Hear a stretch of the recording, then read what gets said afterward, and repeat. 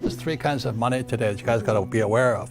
One is God's money, and God's money is gold and silver. So this is silver, and this is gold. The reason I brought it is most people don't know what it looks like.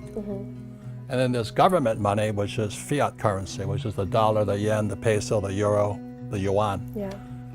Fake. And everybody's working hard for it.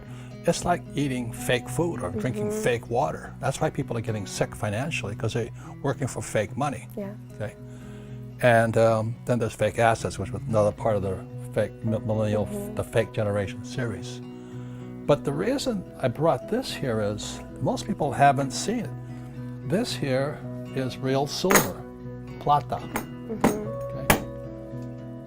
That's what it looks like. And so in 1972, and this here is gold.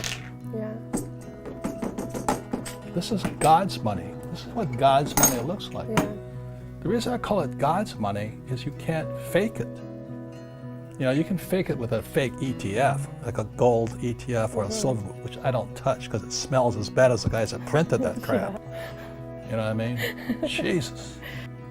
And the reason we brought it is most people haven't seen or touched. This is real. This is God's money. Why did I say it's God's money? Because it was here when the earth was created. And it'll be here when we're all dead and gone. When you're saving those fake dollars, this will still be here. Or those fake ETFs or those fake stocks.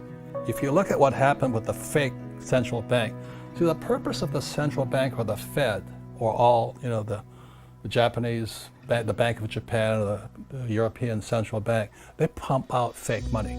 The purpose of central banks like the Fed is to protect the banks, not you. They're a criminal operation as far as I'm concerned. You're going to find that most of my talks is about the Fed. So I would recommend you guys buy this stuff. Don't save money. Don't save government money, because they're corrupt as hell, as you know. Save God's money. In school, they compensate for risk by telling you to memorize the right answer. So in other words, these kids leave, young people like you, leave school thinking, oh, if I know the right answers, then there's no risk. And it drives old guys like me crazy. Because everybody's talking about millennials. What's wrong with them? You know, millennials are the most highly, in many ways, the most highly educated generation in history. They have the cell phone. They didn't get educated in school. They got educated on social media, on the cell phones. They know all the answers, but they're afraid of doing anything. You know, the biggest complaint about my generation is millennials know all the answers, but they can't do anything. And the reason they can't do anything is because you might hurt somebody's feelings, you might make a mistake, you know, and that just keeps you guys just trapped in this little box here.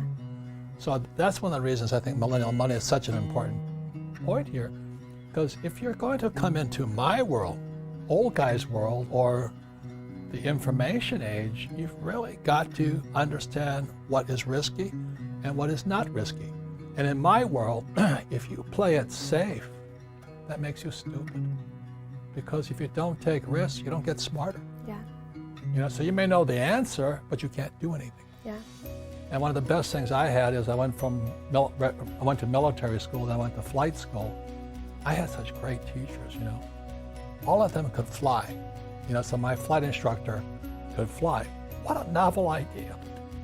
You know, a flight instructor can fly. But when I was in high school, most of my teachers were terrified. They're all cowards, you know. Job security, don't make mistakes. Just memorize the right answer and you'll be safe. And that's why most school teachers aren't rich. Fake, you know, this is my book, Fake here.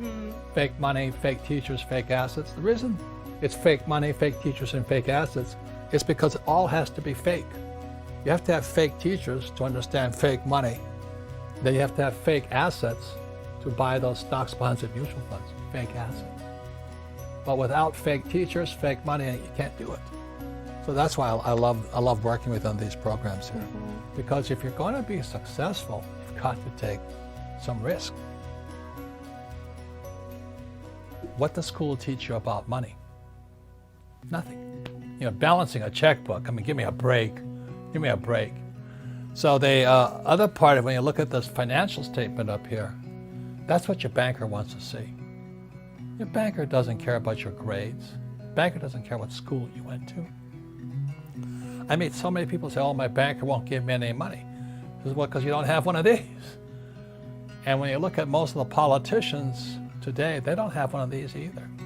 The US government doesn't have one of these anymore.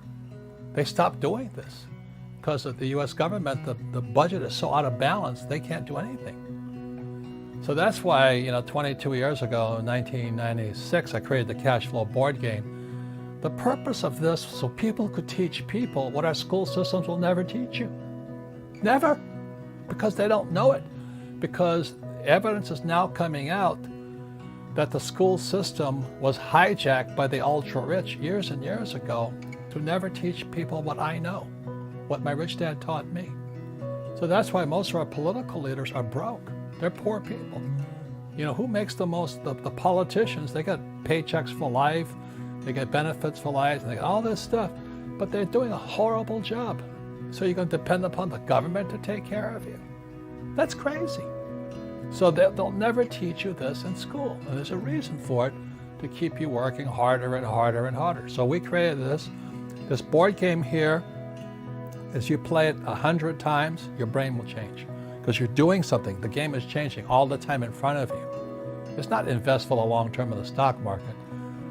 I hope it works for you, but markets crash every 10 years. So I like this game a lot better. This is the real game of life here. So the point here is this: people can teach people. Don't expect the government to take care of it. When I was in business school, the most horrible subject of all was accounting. I was sound asleep in accounting course. And on top of that, I argued with the accounting teacher because the accounting teacher had no idea what accounting was. The guy was an idiot.